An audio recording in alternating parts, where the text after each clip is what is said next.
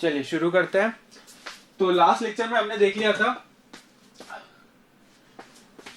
Change of state. बताइए क्या क्या पढ़ा था हमने लास्ट क्लास के अंदर। चेंज ऑफ स्टेट में क्या क्या पढ़ लिया था हमने?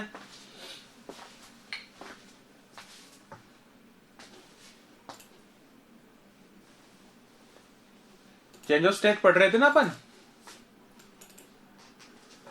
कितना हो गया था बताओ, भूल गए सब? चेंज ऑफ स्टेट आवाज आ रही है सबको?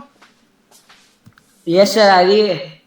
बताओ फिर चेंज ऑफ स्टेट में हम क्या पढ़ रहे थे, क्या पढ़ लिया था, कौन कौन से टॉपिक लर्न कर लिए थे? इतना जल्दी भूल गए, कैसे काम चलेगा ऐसे? तो सर कल तो पेपर सोल्व किया था ना। अरे तो लास्ट क्लास मतलब कि जो सिलेबस की लास्ट क्लास है, कल तो पेपर सोल्व किया था अपन ने, पर उससे पहले चेंज ऑफ स्टेट पढ़ रहे थे ना अपन। Yes sir. बर्फ लिया था, बर्फ को हाथ में रखा था, बॉइलिंग पॉइंट, मेल्टिंग पॉइंट, कहाँ है सारे concept? Latent heat of fusion, भूल गए सब? Latent heat of fusion. हाँ, सबसे पहले क्या कहा था हमने कि भाई अगर कोई हमारा ऑब्जेक्ट है, अगर कोई ऑब्जेक्ट है, जैसे कि आइस क्यूब लिया था हमने। आइस क्यूब हमारा कहाँ पे रखा हुआ है? टेबल पे रखा हुआ है ना, या किसी ग्लास चेंबर के अंदर बंद है। यहां से हम क्या दे रहे हैं? हीट दे रहे हैं।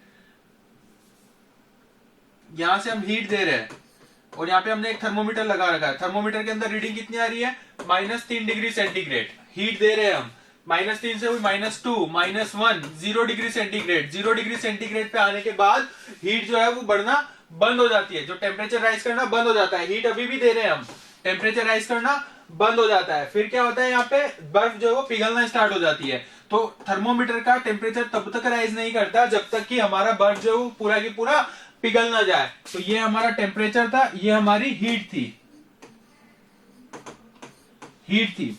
ठीक है, हीट दे रहे हैं हम, हीट दे रहे हैं, लेकिन टेम्परेचर राइज नहीं कर रहा। आप चाहो तो इस ग्राफ को ऐसे भी बना सकते हो। हीट को इधर ले लो और अच्छे से समझ में आएगा। हीट और ये हो गया हमारा टेम्परेचर। भाई हीट हम दे रहे हैं, हीट कंटिन्यूअसली दे रहे हैं, लेकिन टेम्परेचर कहां पे? हमारा 0 डिग्री सेंटीग्रेड पे। आइस क्यूब जो है वो पिघलना स्टार्ट हो गया है। कब तक इसका टेम्परेचर नहीं बढ़ेगा? जब तक कि हीट हम देते रहे पूरा की पूरा आइस क्यूब जो है वो पिघल ना जाए। फिर एक पर्टिकुलर वैल्यू पे आकर के आइस क्यूब जो पिघल जाता है, फिर टेम्परेचर राइज करना स्टार्ट हो जाता है। टेम्परेचर हमारा फिर 1 डिग्री, 10 डिग्री, 15, 70, 80, 90, 100 डिग्री सेंटीग्रेड तक हमारा सेल्सियस तक जो है टेम्परेचर राइज करता है। 100 डिग्री सेंटीग्रेड या 100 डिग्री सेल्सियस तक टेम्परेचर राइज करता है। ठीक है, उसके बाद फिर क्या होता है? फिर से हमारा थर्मोमीटर जो है वो फिक्स टेम्परेचर पे आ जाता है। कब तक? जब तक कि पूरा पानी जो है वो इवेपोरेट ना हो जाए, जब तक कि हमारा पूरा पानी जो है वो इवेपोरेट ना हो जाए। उसके बाद क्या होता है? पानी एक बार इवेपोरेट हो गया, पूरा गैसियस फॉर्म में कन्वर्ट हो गया, उसके बाद आपका टेम्परेचर वापस से राइज करना स्टार्ट हो जाता है। कब? जब हम उसे हीट देते हैं। यही पढ़ा था हमने, इसी को कहा था हमने चेंज ऑफ स्टेट टॉपिक। तो यहाँ पे सारा खेल किसका है? टेम्परेचर और हीट का है। तो यहाँ पे जो हीट हम दे रहे हैं लेकिन टेम्परेचर राइज नहीं हो रहा है, तो वो हीट किस काम में आ रही है? इस ऑब्जेक्ट की स्टेट को चेंज करने के काम में आ रही है। ये वाली हीट जो है वो काम में आ रही है इसका सॉलिड टू लिक्विड में कन्वर्जन में। सॉलिड टू लिक्विड, इसी को हमने क्या नाम दिया था? इस हीट को हमने क्या नाम दिया था?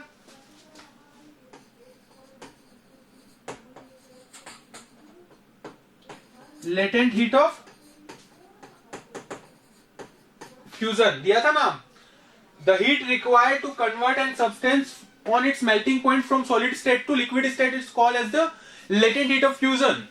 भाई यहां पे हमने जितनी भी हीट दी है 0 डिग्री सेंटीग्रेड पे आइस क्यूब को, उसका टेम्परेचर राइज नहीं किया लेकिन उसकी स्टेट चेंज हो गई है, तो वो सारी की सारी हीट क्या कहलाएगी? हमारी लेटेंट हीट ऑफ फ्यूजन। हर ऑब्जेक्ट के लिए लेटेंट हीट ऑफ फ्यूजन की वैल्यू अलग अलग होगी, एज वेल एज हर ऑब्जेक्ट के लिए मेल्टिंग पॉइंट भी अलग अलग होगा। Melting point is defined as the temperature at where the substance can be possible in both the states, solid as well as the liquid। यही थी डेफिनेशन हमारी,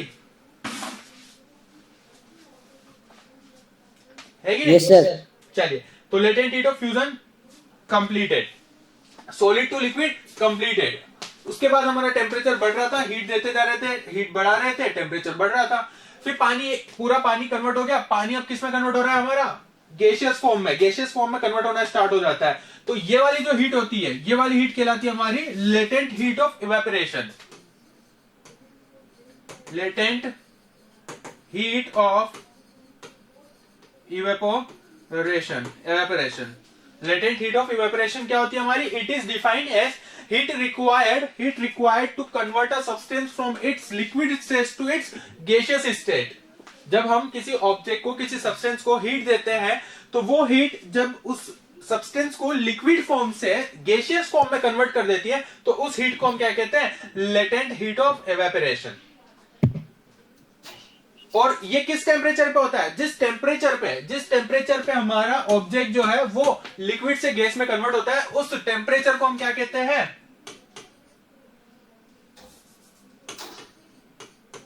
बॉइलिंग पॉइंट।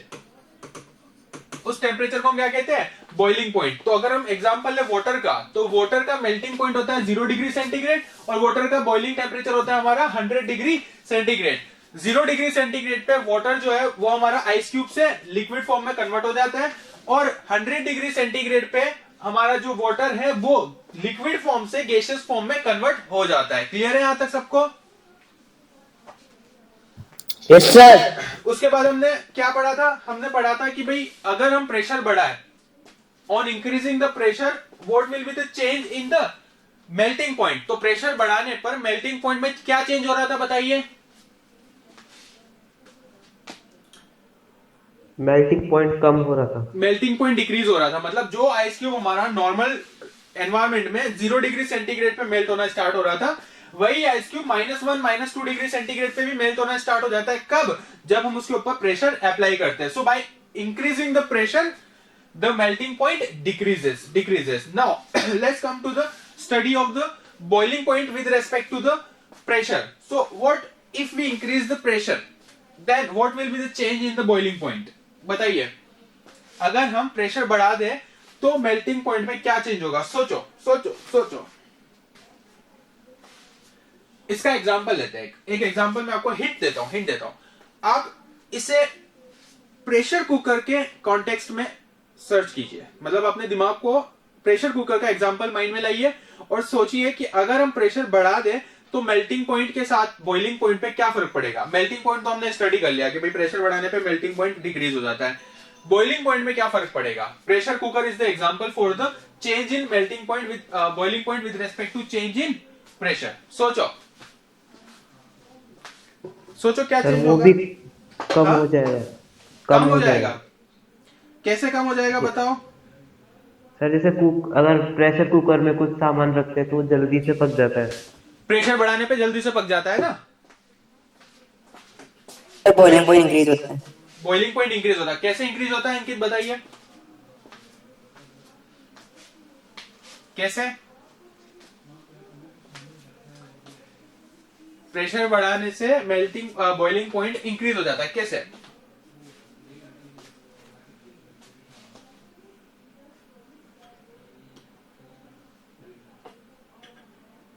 कैसे? सर ये नहीं पता। ये बता। चलो समझते हैं। देखिए, the statement is correct one कौन सा है हम देखते हैं। प्रेशर बढ़ाने पर बॉइलिंग पॉइंट इंक्रीज होता है। कैसे? समझना।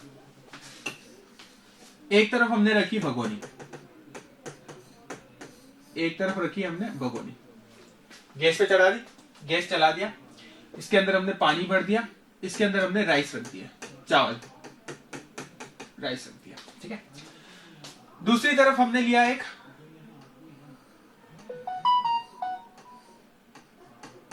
प्रेशर कुकर के अंदर हमने भर दिया पानी, अंदर रख दिया हमने राइस, इसे भी चढ़ा दिया हमने सेम टेम्परेचर वाले सेम टाइप के गैस पे चढ़ा दिया। अब दोनों में से चावल किसमें जल्दी पकेंगे? कुकर में। कुकर में जल्दी पकेंगे एज कंपेयर टू द भगोनी। अब एक केस और ले लो, चलो एक केस और ले लो। सेम गैस है, उसके ऊपर हमने सेम भगोनी रखी है, राइस रखे, लेकिन इस बार हमने भगोनी को ढक दिया है। भाई प्रेशर कुकर में तो एग्जैक्टली क्लोज्ड है, इसके अंदर एग्जैक्टली ओपन है, इसके अंदर पार्शली क्लोज्ड है ना। अब सबसे जल्दी चावल पकेंगे कुकर में उससे बाद में पकेंगे जिसमें भगोनी जो है वो ढक्कन से ढकी हुई है, उसके बाद पकेंगे हमारे ओपन वाली भगोनी में। तो यहाँ पे बॉइलिंग पॉइंट का क्या रिलेशन है हमारा प्रेशर से? भाई प्रेशर तो हम सबसे कम प्रेशर होगा इसके अंदर, उससे ज्यादा प्रेशर होगा इसके अंदर, और उससे ज्यादा प्रेशर होगा इसके अंदर। तो जिसमें ज्यादा प्रेशर है उसके अंदर चावल जल्दी पक रहे हैं। तो ऐसा क्यों हो रहा है समझना, कंसेप्ट समझना, बहुत अच्छा कंसेप्ट है। देखो क्या हो रहा है, प्रेशर बढ़ाने पर बॉइलिंग पॉइंट जो है वो भी बढ़ता है। तो यहां पे आपका पानी जो है, यहां पे आपका पानी जो है वो 100 डिग्री सेंटीग्रेड या 100 डिग्री सेल्सियस पे बॉइल होना स्टार्ट हो जाता है। बॉइल होना मतलब कि इवेपोरेट होना स्टार्ट हो जाता है। अगर हमने उसे ढक रखा है तो यहां पे आप ले लीजिए 110 डिग्री सेंटीग्रेड, और अगर हमने उसे बिल्कुल परफेक्टली क्लोज कर रखा है तो यहां पे ले लीजिए आप 120 डिग्री सेंटीग्रेड। एग्जैक्ट नहीं ले रहे हैं, एक अप्रोक्सीमेट ले रहे हैं ना। बाकी डिपेंड करता है कि पानी के अंदर कितनी इंप्योरिटीज है, कितना मतलब सॉफ्ट वाटर है या हार्ड वाटर है, वो सब चीजें भी मैटर करती है। बट एक अप्रोक्सीमेट लेके चल रहे हैं कि भाई इतना डिफरेंस हो सकता है। हाँ भाई, तो जब हमने प्रेशर कुकर वाले पानी को एनालिसिस किया तो हमने ये देखा कि भाई उसका बॉइलिंग पॉइंट जो है वो 120 डिग्री सेंटीग्रेड हो गया, जबकि नॉर्मल टेम्परेचर होता है हमारा 100 डिग्री सेंटीग्रेड। 100 डिग्री सेल्सियस पे वाटर जो है वो बॉइल होना स्टार्ट हो जाता है, इवेपोरेट होना स्टार्ट हो जाता है। लेकिन प्रेशर कुकर में कंडीशंस चेंज, यहाँ पे भाई साहब 120 डिग्री सेल्सियस पे भी पानी जो है वो बॉइल होना स्टार्ट नहीं हुआ। व्हाट इज द रीजन समझना। देखो इवेपोरेशन का मतलब क्या होता है? इवेपोरेशन का मतलब ये होता है कि जब हम किसी लिक्विड को हीट देते हैं तो उस लिक्विड की एनर्जी बढ़ती है, internal energy of the liquid increases. अब जब लिक्विड की इंटरनल एनर्जी बढ़ेगी तो वो एनर्जी किसके फॉर्म में कन्वर्ट हो जाएगी? काइनेटिक एनर्जी की फॉर्म में कन्वर्ट हो जाएगी। तो जिन एटम्स की एनर्जी बहुत ज्यादा हो जाएगी वो एटम्स की काइनेटिक एनर्जी बढ़ने के कारण वो ऊपर की तरफ मूव करने लग जाएंगे, इवेपोरेट होने लग जाएंगे। अब यहां पे प्रेशर कम था मतलब कि ये जो मॉलिक्यूल्स थे ये मॉलिक्यूल्स इजीली दूर जा सकते थे।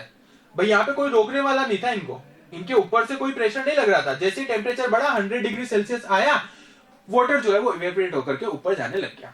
तो अब समझना यहाँ पे टाइम ज्यादा क्यों लग रहा है? यहाँ पे टाइम ज्यादा इसलिए लग रहा है क्योंकि पानी जो है वो हमारा पहले ही बॉइल हो गया, 100 डिग्री सेल्सियस पे पानी बॉइल हो गया। अब पानी जब बॉइल हो गया तो वो अपना लिक्विड स्टेट से गैसियस स्टेट में कन्वर्ट होने लग गया, और यहाँ पे टेम्परेचर 100 डिग्री सेल्सियस ही रहा। टेम्परेचर उससे ज्यादा बढ़ ही नहीं पाया। क्यों? क्योंकि पानी तो इवेपोरेट होने लग गया हमारा। और हमने पढ़ा है चेंज ऑफ स्टेट के अंदर कि जब हमारा एक बार पर्टिकुलर टेम्परेचर पे पहुंच जाती है कोई सब्सटेंस उसके बॉइलिंग पॉइंट पे, उसके बाद वो कन्वर्ट होने लग जाता है, अपनी स्टेट को कन्वर्ट करता है, टेम्परेचर नहीं बढ़ता। ऑन द अदर एंड अगर हम बात करें प्रेशर कुकर की, तो अब यहाँ पे क्या होगा देखना, यहाँ पे जैसे टेम्परेचर 100 डिग्री सेल्सियस पहुंचेगा वाटर जो है वो इवेपोरेट होना स्टार्ट होगा। लेकिन जब वो इवेपोरेट होगा तो उसे बाहर जाने के लिए जगह नहीं मिलेगी। अब क्या होगा? अब ये जो गैस है ये गैस सारी की सारी स्टक हो जाएगी अंदर की तरफ, और ये प्रेशर कहां पे डालेगी? नीचे की तरफ। अब ये नीचे की तरफ प्रेशर डालेगी तो जो वाटर के मॉलिक्यूल से जो हमारी काइनेटिक एनर्जी गेन करके ऊपर जा रहे थे, क्या ऊपर से उनके ऊपर एक प्रेशर लग रहा है जो कि उन्हें बाहर जाने से रोकेगा। और जब वो बाहर जाने से रुकेंगे तो उनका अंदर का जो टेम्परेचर है वो बढ़ने लगेगा, टेम्परेचर बढ़ने लगेगा। समझे? चीज समझा? अगर यही हमारे ढक्कन हटा दो तो सारे जो भी हमारी काइनेटिक एनर्जी जिसने गेन करी वो बाहर चले जाएंगे, एनर्जी बाहर चली गई।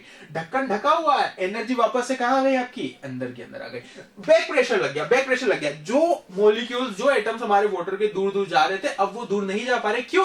क्योंकि ऊपर से एक और प्रेशर लग रहा है, वो उन्हें दूर नहीं जाने दे रहा है। अब जब वो बाहर नहीं जाने देगा तो टेम्परेचर और बढ़ेगा। जब टेम्परेचर बढ़ेगा तो पानी के अंदर जो चावल है वो ज्यादा एनर्जी गेन करेंगे, और जब वो ज्यादा एनर्जी गेन करेंगे तो वो जल्दी पकने लगेंगे। तो जो पानी हमारा ओपन वेसल के अंदर 100 डिग्री सेल्सियस पे इवेपोरेट हो रहा था वही हमारा 120 डिग्री सेंटीग्रेड तक भी इवेपोरेट नहीं होगा। किसके अंदर? कुकर के अंदर। हाँ, एक लिमिट के बाद प्रेशर बढ़ता जाएगा, कुकर ना फटे। इसलिए यहाँ पे कुछ इस टाइप का अरेंजमेंट होता है, सीटी लगाते हैं कि भाई एक पर्टिकुलर लेवल से ज्यादा प्रेशर बढ़ते ही वो उस गैस को या उस वेपर्स को या उस वाटर की जो वेपर्स है उसे बाहर जाने दे, नहीं तो कुकर फट जाएगा। तो हम ये भी नहीं चाहते कि भाई कुकर फट जाए। तो भाई पानी तो आप ज्यादा डालते हो तो पानी हो तो जाता है गायब, लेकिन वो पानी कहां पे जाता है आपका? सीटी के फॉर्म में से, फिर सीटी से वेपर्स की फॉर्म में बाहर निकल जाता है, स्टीम की फॉर्म में बाहर निकल जाता है। नॉर्मल में क्या होता है? बिना ढका हुआ है तो बाहर होना स्टार्ट हो जाएगा, जल्दी स्टार्ट हो जाएगा इवेपोरेट होना। यहाँ पे थोड़े टाइम तक वो अंदर स्टक रहेगा जिसके कारण टेम्परेचर जो वो राइज कर पाएगा, और वो जो चावल है हमारे जो राइस है वो इजीली बॉईल हो पाएंगे। तो यहाँ पे क्या हुआ आपका? प्रेशर बढ़ने पर बॉइलिंग पॉइंट इंक्रीज हो गया, प्रेशर बढ़ने पर बॉइलिंग पॉइंट इंक्रीज हो गया। क्लियर हुआ? आया समझ में? Yes, sir. So this is the small concept of change in pressure with respect to boiling point, कि भाई प्रेशर बढ़ाने पे कम करने पर बॉइलिंग पॉइंट पे क्या फर्क पड़ता है। तो चेंज ऑफ स्टेट वाला जो हमारा टॉपिक था वो हो गया कंप्लीट। इसके बाद एक और टॉपिक आता है हमारा सब्लिमेशन। आप सबने सुना होगा सब्लिमेशन का नाम? नहीं सर। नहीं सुना? यस किसने सर। सुना है सब्लिमेशन का नाम? सर सुना है। क्या होता है सब्लिमेशन का सर। मतलब? सर इसमें जो सॉलिड होता है वो डायरेक्ट गैस बन जाता है। Very good. सब्लिमेशन वो प्रोसेस होता है in which the solid directly converted into the gaseous form without converting into the liquid form. Normally हम क्या देखते हैं कि भाई कोई सॉलिड है, मान लो प्लास्टिक है, तो प्लास्टिक को जब हम गर्म करेंगे तो सॉलिड से लिक्विड में बनेगा, लिक्विड से फिर गैसियस फॉर्म में बनेगा। आइस क्यूब है तो वो पहले सॉलिड से लिक्विड, लिक्विड से गैसियस फॉर्म में बनेगा। लेकिन लेकिन लेकिन अगर कुछ ऑब्जेक्ट्स ऐसे भी होते हैं जिन्हें हम ओपन एयर में रख दें तो सॉलिड से डायरेक्ट गायब हो जाते हैं, लिक्विड में कन्वर्ट हुए बिना। एग्जांपल्स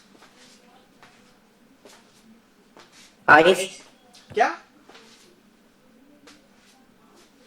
बर्फ, आइस? अरे नहीं बाबा, आइस तो पहले मेल्ट होगा ना, पानी में बदलेगा। सर कपूर। कपूर, कैम्फर, वेरी गुड। कपूर को अगर आप खुले में रख दोगे तो थोड़ी देर में वो गायब हो जाएगा, इवेपोरेट हो जाएगा। और पिपरमेंट, पिपरमेंट, कैम्फर, आयोडीन। और एग्जांपल लेते हैं हम, ड्राई आइस का नाम सुना है आपने? ड्राई आइस का नाम सुना है? Dry ice. No sir. तो आज क्लास ओवर होने के बाद आप सर्च करेंगे कि ड्राई आइस क्या होता है। ड्राई आइस भी आपका सब्लिमेशन पार्टिकल होता है, सब्लिमेशन मटेरियल होता है, जो कि आपका सॉलिड स्टेट से डायरेक्ट गैसियस स्टेट के अंदर कन्वर्ट हो जाता है without converting into the liquid form. ठीक है, तो ये बेसिक एग्जांपल्स है हमारे सब्लिमेशन के। सब्लिमेशन का मतलब होता है कि सॉलिड मटेरियल जो है वो डायरेक्टली आपका गैसियस फॉर्म में कन्वर्ट हो जाता है without converting into the liquid form. तो change of state, latent heat of fusion, latent heat of evaporation, sublimation, melting point, boiling point, change in melting point with respect to pressure, change in boiling point with respect to pressure, ये सारा की सारी study हमने कर ली है। Important topic है, exam में question उठ के आ सकता है direct, explain the change of state. अगर 2 नंबर का आता है तो आपको 2-3 पेज में कंप्लीट करना है, अगर 3 या 4 नंबर का आता है तो आपको स्टार्ट से लेकर के लास्ट तक पूरा अच्छे से एक्सप्लेन करना है, जिसमें सब्लिमेशन भी आ गया। क्लियर है सबको? सर 2 नंबर का है तो कितने पेज? 2 नंबर का है तो कम से कम आपको 2 या 3 पेज लिखने पड़ेंगे, जिसके अंदर क्या क्या कवर होगा बता देता हूं मैं आपको। अगर ये क्वेश्चन आपका 2 मार्क्स में आता है तो सबसे पहले तो आपका बनेगा डायग्राम, चेंज ऑफ स्टेट का डायग्राम। उसके बाद आपको एक्सप्लेन करना है melting point, boiling point, latent heat of fusion and latent heat of evaporation. खत्म। अगर ये क्वेश्चन आपका 3 या 4 मार्क्स का आता है तो ये सारी चीजें तो लिखनी है, साथ में आपको एक्सप्लेन करना है सब्लिमेशन, एग्जांपल ऑफ सब्लिमेशन, और उसके अंदर एक एक 2-2 एग्जांपल देकर के आपको हर एक टॉपिक को और अच्छे से एक्सप्लेन करना है। ठीक है, अगर 2 मार्क्स में आता है तो नॉर्मल आप एग्जांपल दे दीजिए, अगर 4 मार्क्स का आता है तो उस एग्जांपल को भी एक्सप्लेन करना है आपको। फिर आपका change in boiling point, change in melting point with respect to pressure, ये भी एक्सप्लेन करना है। ठीक है सर एग्जाम 80 मार्क्स का आएगा तो फिर हाँ। सर 80 मार्क्स के 80 पेज। 56 मार्क्स का होगा अपना फिजिक्स का प्रैक्टिकल सब्जेक्ट 56। ठीक है, तो सर 50 नंबर का पेपर और 100 पन्ने भरने हैं। अरे बाबा, जो क्वेश्चन आपके 1 मार्क्स के आएंगे, जो क्वेश्चन आपके ऑब्जेक्टिव्स आएंगे, वो 15 क्वेश्चन 20 क्वेश्चन जो है 20 नंबर के, वो तो आपके एक पेज में ही कवर हो जाएंगे भाई। अगर आपका जैसे ऑब्जेक्टिव आया 1 नंबर का, ऑब्जेक्टिव आया 2 नंबर का, 1 वर्ड वाला आया 1 नंबर का वापस से, फिर आपका आया फिल इन द ब्लैंक्स आया, तो ये 20 क्वेश्चंस जो है वो 20 क्वेश्चंस तो आपके 1 या 2 पेज के अंदर ही कवर हो गए ना, हुए कि नहीं हुए? Yes sir. तो 20 तो यही खत्म होगा, आपके बचे कितने? 36 मार्क्स, 36 बचे ना। 36 का तो आपको एक्सप्लेन करना पड़ेगा अच्छे से। अब इसमें अगर मान लो आपका 2 मार्क्स का आया कोई क्वेश्चन ऐसा है जिसके अंदर भाई न्यूमेरिकल है, अब न्यूमेरिकल में आप आधे पेज में भी कर सकते हो, भाई 2 मार्क्स का अगर न्यूमेरिकल है तो उसमें थोड़ी आपको 4 पेज भरना है। अगर कोई डेरिवेशन आया तो डेरिवेशन अगर आपका मान लो 1 पेज का है तो 2 मार्क्स का 1 पेज में भी मिलेंगे आपको। ऐसा थोड़ी ना कि भाई हर 2 मार्क्स के क्वेश्चन में 4 पेज भरना जरूरी है। अगर कोई थ्योरेटिकल कंसेप्ट है या कोई इस टाइप के क्वेश्चंस है तो उसमें आपको पेजेस भरना है, उसमें आपको पेजेस भरने ही पड़ेंगे, बिल्कुल लिखना पड़ेगा, हर चीज को एक्सप्लेन करना पड़ेगा, जो की पॉइंट्स है उनको अंडरलाइन करने पड़ेगी। 56 मार्क्स का पेपर है तो उसका मतलब ये नहीं कि आपको 100 पेजेस भरने हैं, नहीं। आपके 1 मार्क्स के क्वेश्चन भी तो है, ऑब्जेक्टिव से 1 वर्ड वाले है, 1 लाइन वाले आंसर वाले क्वेश्चन है, तो वो तो आपका 1 नंबर 1 लाइन में मिल रहा है आपको, 1 नंबर 1 वर्ड में मिल रहा है आपको, तो वो भी तो गिनो ना आप। 20 मार्क्स तो यही कवर हो जाएंगे, 25 मार्क्स तो यही कवर हो जाएंगे, बचेंगे 30 मार्क्स। तो 30 मार्क्स के लिए तो आपको भरने ही पड़ेंगे पेजेस। उसमें भी आपके कुछ न्यूमेरिकल आ जाएंगे, डेरिवेशन आ जाएंगे, तो मुश्किल से आपका बचेगा 20 नंबर का पोर्शन ऐसा होगा जो कि आपका थोड़ा लेंदी रहेगा 20 मार्क्स का। बाकी 36 मार्क्स का तो आपका बिल्कुल शॉर्ट एंड स्वीट है, फटाफट फटाफट आंसर आएंगे, टाइम कंज्यूमिंग नहीं रहेगा। ठीक है, और कोई doubt? Yes sir. No sir. Okay.